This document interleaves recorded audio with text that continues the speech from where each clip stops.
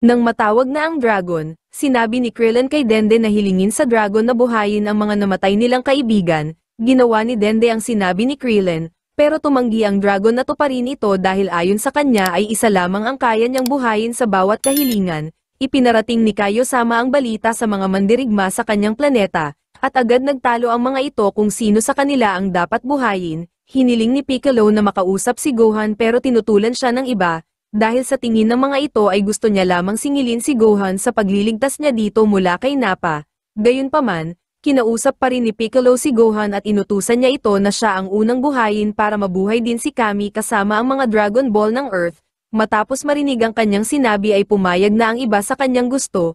Para sa pangalawang hiling, hiniling ni Piccolo na i-teleport siya sa Namek, dahil nais niyang kalabanin si Frieza bilang paghihiganti para sa pagpatay nito sa kanyang mga kalahi. Tumutol si Kaiosama dito pero tumanggi si Piccolo na makinig.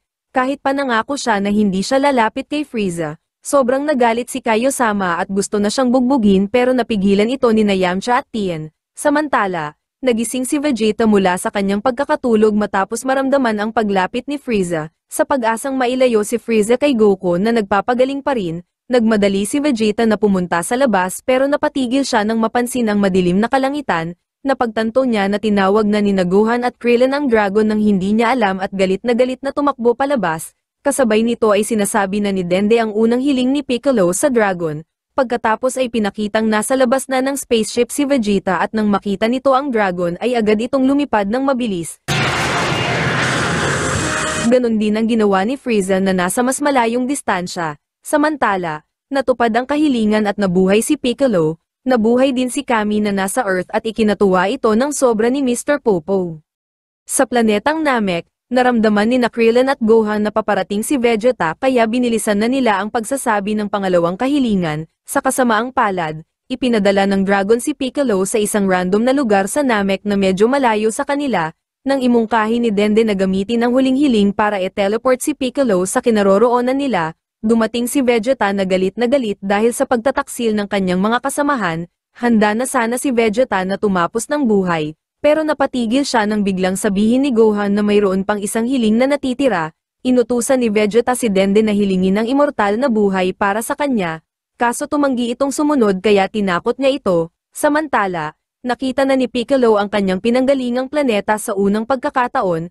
Nang pakiramdaman niya ang paligid para hanapin ang kanyang mga kaibigan ay naramdaman niya ang napakalakas na enerhiya ni Frieza. Ganun pa man hindi niya hinayaan na mapigilan siya ng takot at nagpatuloy pa rin sa paghahanap sa kanyang mga kaibigan, sa lugar kung nasaan ang dragon at ang iba. Ipinaliwanag ni Vegeta kay Dende na ang hiling na ito ang magbibigay sa kanya ng kakayahan na mapigilan si Frieza. Napilitan si Krillin na utusan si Dende na ibigay na ang kahilingan ni Vegeta kahit labag sa kanyang loob. Dahil nararamdaman niyang malapit nang dumating si Frieza, sinunod ni Dende ang utos ni Krillin at sinimulang gawin ang hiling. Tuwang-tuwa si Vegeta dahil makakamit na niya ang matagal na niyang pangarap. Kaso biglang sumabog ang dragon at naging bato ang mga Dragon Ball.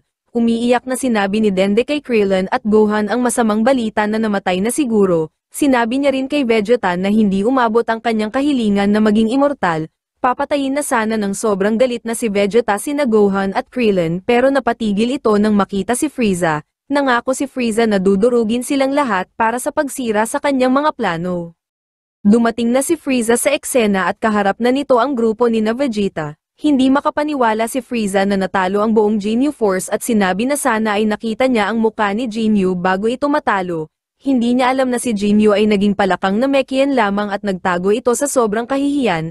Ganun pa man hindi mapigilan na magalit ni Frieza dahil sa pagkawala ng pagkakataon niya na maging immortal. Tumayo ng matikas si Vegeta sa harap ni Frieza bilang pagpapakita na handa na niya itong kalabanin. Dahil dito ay nagsimula ng magpalakas si Frieza.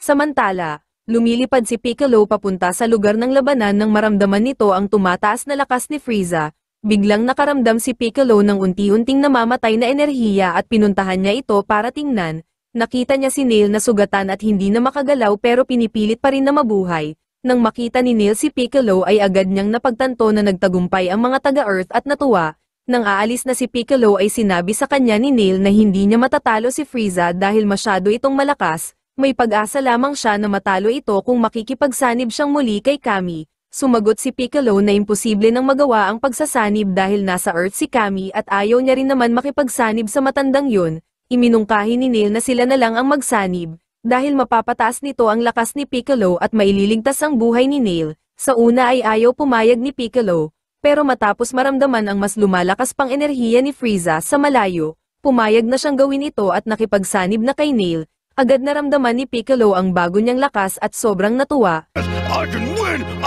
Pagkatapos ay ipinagpatuloy na niya ang paglalakbay papunta sa lugar ng labanan.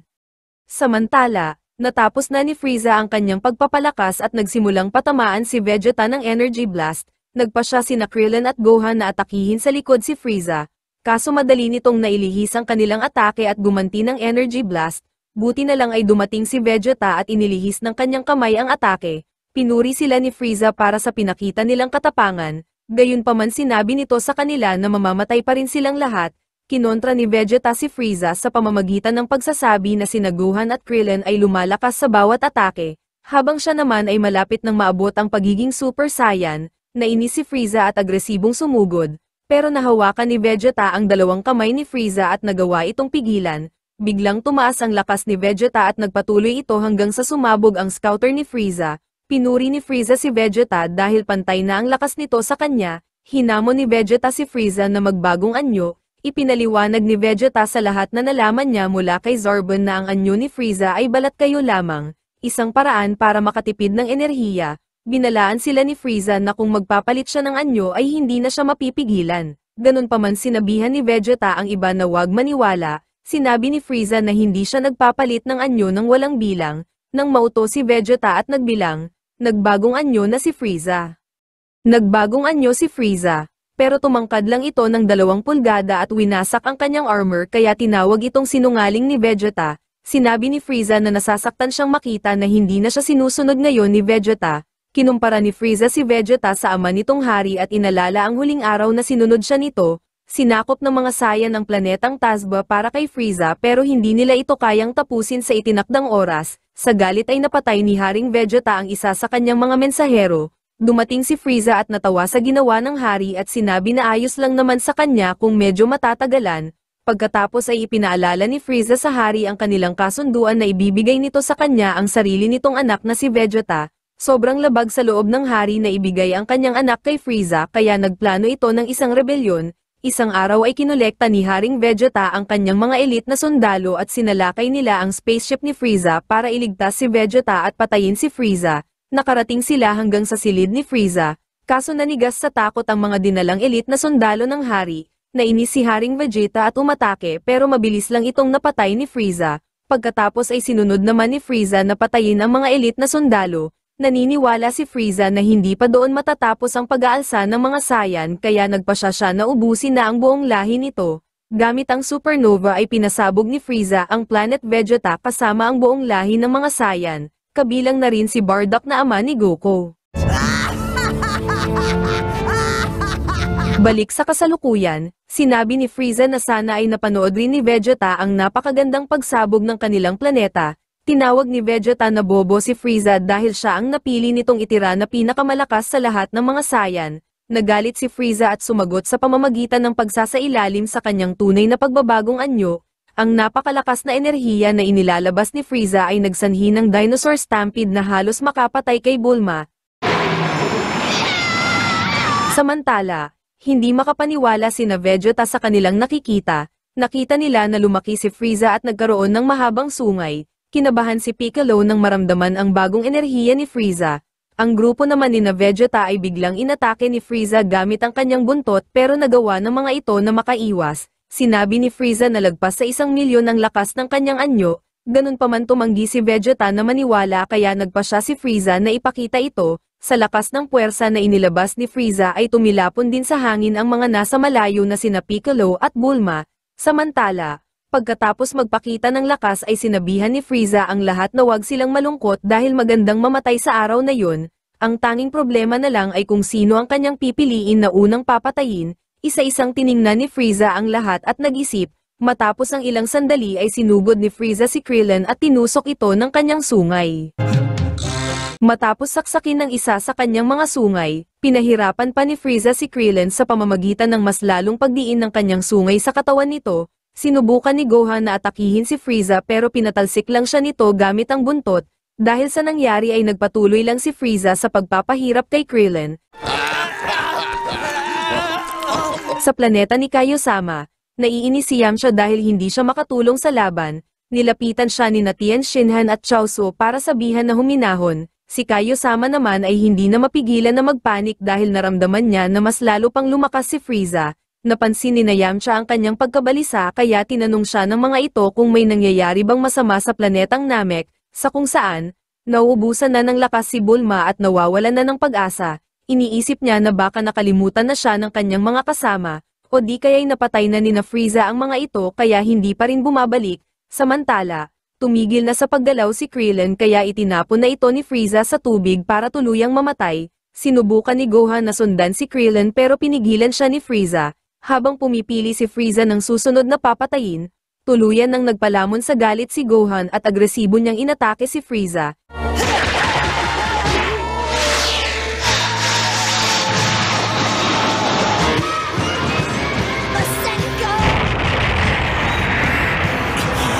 Hindi makapaniwala si Vegeta sa biglaang pagtaas ng lakas ni Gohan at sa ginawa nito kay Frieza, habang si Dende naman ay kinuha ang halos patay ng si Krillin mula sa ilalim ng tubig. Kaso pagkatapos nun ay nalaman nila na hindi man lang napinsala si Frieza sa kabila ng mga natanggap nitong atake. Muli itong nakabangon at mas pinalakas pa ang sarili. Naiinis si Frieza sa ginawa sa kanya ni Gohan kaya inatake niya rin ito. Inatake ni Vegeta si Frieza mula sa likod gamit ang napakalakas na Gallic Gun. Kaso hindi pa rin nasaktan si Frieza sa atake ni Vegeta. Ganun pa man tumanggi si Frieza na harapin si Vegeta dahil gusto nitong unahin si Gohan. Sinubukan ni Gohan na depensahan ang kanyang sarili mula kay Frieza pero kahit anong gawin niya ay hindi umuubra. Naramdaman ni Piccolo ang humihinang enerhiya ni Gohan mula sa malayo at lalong binilisan ang paglipad. Patuloy na pinahirapan ni Frieza si Gohan bilang paghihiganti sa pag-atake nito sa kanya. Nagdadalawang isip si Vegeta kung tutulungan niya pa ba si Gohan o hahayaan na lang niya ito na mamatay para matapos na ang paghihirap nito. Nararamdaman rin ni Goku ang unti-unting pagbaba ng enerhiya ni Gohan at gusto na nitong lumabas sa medical machine para iligtas ang kanyang anak. Gayunpaman bago pa man makapagdesisyon si Vegeta at makalabas si Goku sa medical machine, biglang lumitaw si Krillin at pinatamaan ng Destructo Disc si Frieza. Nagtagumpay si Krillin na maputol ang buntot ni Frieza pero hindi pa rin niya ito tinigilan. Pagkatapos paulanan ng maraming Destructo Disc si Frieza ay inasar niya ito at pinahabol para mailayo ito kay Gohan. Hinabol ni Frieza si Krillin at pinagbantaan na papatayin dahil pinutol nito ang kanyang buntot. Pumasok si Krillin sa isang bundok na maraming bitak para mailigaw si Frieza. Kaso kahit saan pang direksyon siya lumabas ay nasasalubong niya pa rin ito, hanggang sa magdesisyon si Frieza na paputukan ng energy blast ang loob ng bundok, na puno ng alikabok ang pinagtataguan ni Krillin kaya napilitan siyang lumabas. Nang maabutan siya ni Frieza ay inatake niya ito sabay lubog sa ilalim ng tubig. Pinaulanan ni Frieza ng energy blast ang tubig para muling puwersahin si Krillin na lumabas. Ganun pa man sa sandaling aatakihin na ni Frieza si Krillin ay gumamit ito ng solar flare para makatakas. Samantala, manghang-mangha si Vegeta na pinapanood si Dende na ginagamot ang sugatan na si Gohan. Nang dumating si Krillin ay natapos na ni Dende ang paggamot kay Gohan. Ilang saglit pa ay dumating na rin si Frieza at nang makita nito na magaling na si Gohan ay hindi ito makapaniwala. Dahil sa dugong saya ni Gohan ay mas lalo itong lumakas matapos malagay sa bingit ng kamatayan. Natuwa si Vegeta at inaya ang lahat na paulanan ng atake si Frieza.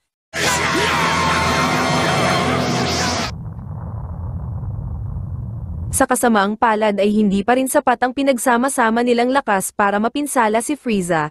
Naubusan na ng pasensya si Gohan at nagpa siyang sumugod. Ganun pa man ay napatigil siya nang dumating si Piccolo. Sobrang natuwa si Gohan pero si Vegeta ay hindi. Sinabi ni Vegeta na hindi siya makapaniwala na nagsayang ng kahilingan sina Gohan para lang buhayin ang mahinang si Piccolo. Nainis si Piccolo at sinabihan si Vegeta na manahimik. Ganun pa man hindi rin kumpiyansa si Krillin na makakayang harapin ni Piccolo si Frieza. Sa loob ng spaceship, sinabi ni Goku na nararamdaman niyang may dumating na isang malakas na nilalang pero hindi siya sigurado kung si Piccolo ito. Sa lugar ng labanan, Sinabihan ni Piccolo ang lahat na huwag makialam sa laban nila ni Frieza. Lumapag si Piccolo sa lupa at sinabihan niya rin si Denden na magtago. Sa kabila ng pagtutol ng kanyang mga kasama, determinado pa rin si Piccolo na talunin si Frieza at ipaghiganti ang kanyang lahi.